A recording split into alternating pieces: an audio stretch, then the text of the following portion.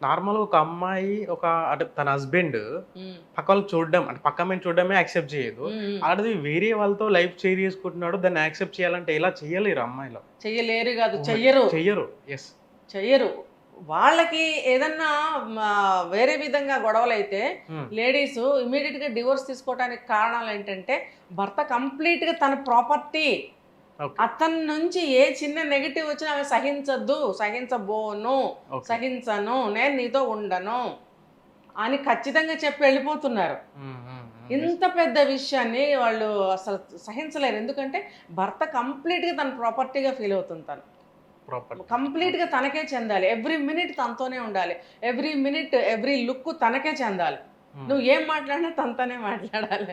నువ్వు కాఫీ తాగినా నిజంగా అంటే ఇది అంత మనసు పడేసుకుంటారు. అంత మనసు అంకితం చేసేస్తారు ఇష్టమైతే మాత్రం. హ్మ్. ఏ తేడా వచ్చినా వాళ్ళు సహించలేరు. కావాలంటే విడిపోతారు గానీ హ్మ్. అలా ఆ సిట్యుయేషన్‌లో కలిసి ఉండటానికి ఇష్టపడరు. Yes madam. అంటే ఈ మధ్యలో ఒక ప్యాషన్ అనే పేరుతో గాని, హ్మ్. ఒక మెచ్యూరిటీ అనే పేరుతో గాని, సెలబ్రిటీస్‌కే మెచ్యూరిటీ ఉన్నట్టు, ఒక కామన్ మ్యాన్‌కి యెస్. మెచ్యూరిటీ లేదన్నట్టుగా స్టేట్మెంట్‌లిస్తున్నారు. స్టేట్మెంట్ ఇవ్వడం యాహ్! అనేది.